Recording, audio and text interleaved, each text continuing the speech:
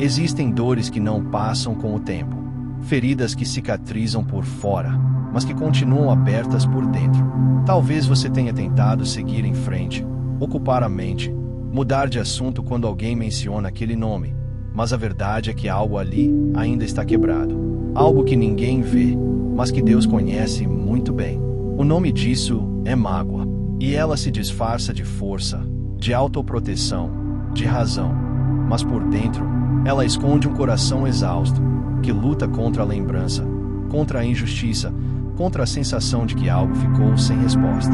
E, em meio a tudo isso, surge o desafio: perdoar. Mas como perdoar quando ainda dói?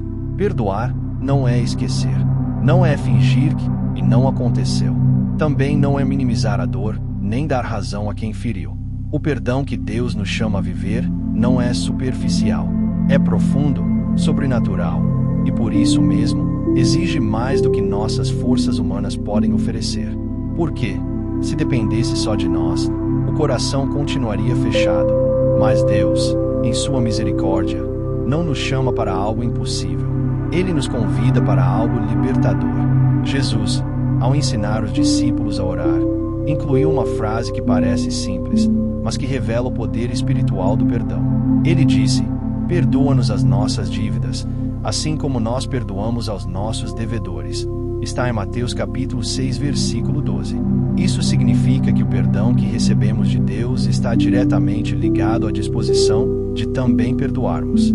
E aqui está uma das chaves mais importantes para a cura da alma. Quem não perdoa, permanece preso ao passado. Mas quem perdoa, é libertado para viver o novo de Deus. Muita gente acredita que o tempo cura todas as feridas, mas há dores que só são curadas quando são colocadas diante do Senhor. O tempo pode fazer esquecer, mas não transforma. O perdão, sim, transforma. Ele é como um rio que passa por dentro do coração, limpando os destroços da amargura, da tristeza e da revolta.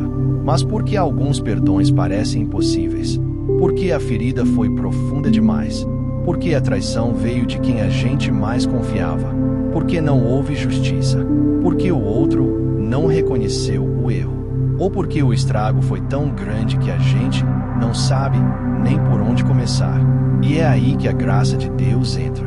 A história de José, no livro de Gênesis, é uma das maiores lições sobre o poder do perdão. José foi traído por seus próprios irmãos. Eles o jogaram em um poço, venderam-no como escravo, mentiram ao pai, seguiram com a vida como se nada tivesse acontecido. José sofreu anos longe de casa, foi injustiçado, preso, esquecido. Mas Deus estava com ele. E, no tempo certo, o elevou à posição de governador do Egito. Quando finalmente reencontrou seus irmãos, José tinha todo o poder para se vingar, mas escolheu perdoar, e chorou com eles. Em Gênesis capítulo 50, versículo 20, ele diz: vós bem intentastes mal contra mim, porém Deus o intentou para bem, para fazer como se vê neste dia, para conservar muita gente com vida. Esse versículo revela algo poderoso. Deus transforma o mal que nos fizeram em instrumento de redenção. José entendeu que sua dor não foi desperdiçada, que o processo pelo qual passou serviu a um propósito muito maior, e que o perdão não é apenas sobre o outro, mas sobre o que Deus quer fazer em nós. Talvez você nunca receba um pedido de desculpas. Talvez quem te feriu nem esteja mais vivo. Talvez a ferida tenha vindo de alguém da sua própria família, alguém da igreja, ou alguém que prometeu te amar. E o que ficou foi um vazio, uma sensação de injustiça que pesa no peito. Mas é exatamente nesse lugar que Deus quer tocar hoje. Porque o perdão não depende do outro. Depende da sua decisão de entregar a dor nas mãos certas, nas mãos de quem julga com justiça. Romanos capítulo 12, versículo 19 diz: não vos vingueis a vós mesmos, amados, mas dai lugar à ira de Deus. Porque está escrito: minha é a vingança, eu recompensarei, diz o Senhor. O verdadeiro perdão não é negar o que aconteceu, mas confiar que Deus cuidará da justiça. É tirar das mãos o direito de se vingar e entregar para o céu. Isso não é fraqueza, é fé. É um passo de coragem e humildade. É declarar: Senhor, eu não consigo sozinho, mas com tua ajuda, eu escolho liberar perdão. E quando isso acontece, algo se move no mundo espiritual. Cadeiras vazias no coração são preenchidas pela paz. Correntes invisíveis se rompem e uma nova estação começa. Muitos de nós queremos sentir primeiro para depois perdoar. Queremos que a dor desapareça antes de soltar o outro. Mas Deus nos chama a fazer o oposto, liberar perdão mesmo quando ainda dói. Porque o perdão não começa no sentimento, começa na decisão. E essa decisão abre espaço para a cura. Você não precisa esperar mais. Não precisa entender tudo. Não precisa justificar o que aconteceu. Mas pode, ainda hoje, fazer uma oração que começa a quebrar a prisão do ressentimento. Feche os olhos e diga com sinceridade: Senhor, Tu conheces a dor que carrego. Conheces as palavras que me feriram, os gestos que me decepcionaram, as ausências que me marcaram. Eu não consigo esquecer, mas quero perdoar. Não tenho forças, mas clamo pela Tua ajuda. Eu entrego nas Tuas mãos quem me feriu. Libero essa pessoa do meu julgamento e me entrego à Tua justiça. Cura o meu coração. Em nome de Jesus, amém. Essa oração, ainda que simples, tem poder para abrir as portas da sua alma. Porque o perdão é a chave para a liberdade. Quem não perdoa, permanece preso ao ofensor, à situação, ao passado. Mas quem perdoa, se levanta, segue, floresce. O perdão não significa aprovar o erro. Significa recusar a viver acorrentado a ele. Significa escolher a vida, escolher a paz, escolher a leveza.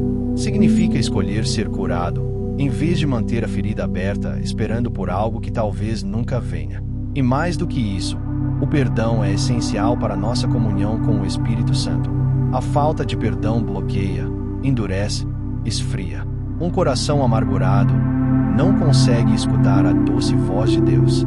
Em Efésios capítulo 4, versículo 31 e 32 está escrito: toda amargura, ira, e cólera, e gritaria, e blasfêmia e toda malícia sejam tiradas de entre vós.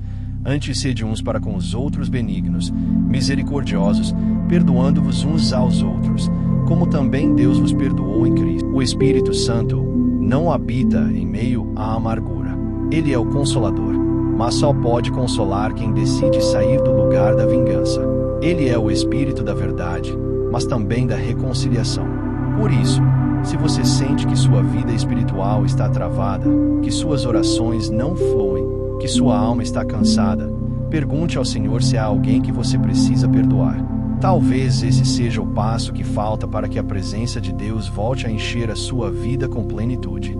E se ainda assim for difícil, lembre-se de uma verdade maior.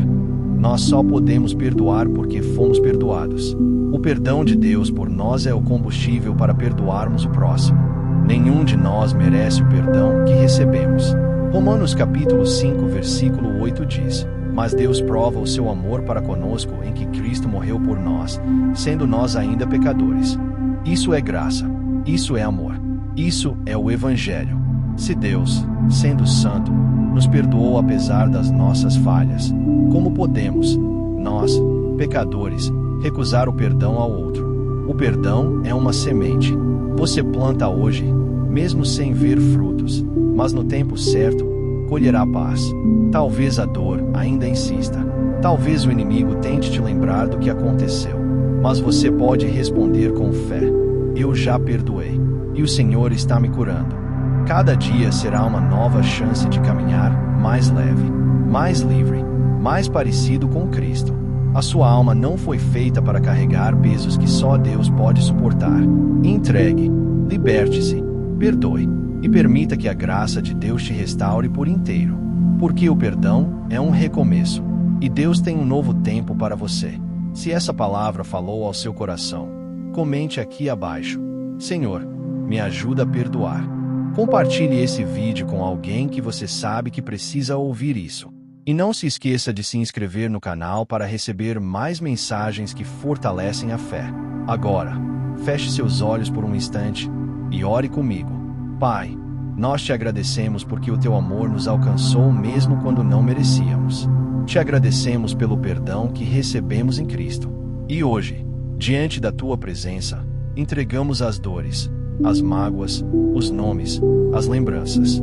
Pedimos, Senhor, entra nos lugares escondidos do nosso coração, onde a ferida ainda dói, onde a justiça ainda grita, onde o ressentimento tenta reinar.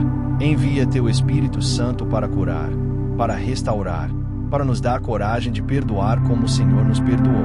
Tira o peso da alma, traz leveza, paz e reconciliação. Que nossa vida seja marcada, não pelo que sofremos, mas pela transformação que vivemos em Ti.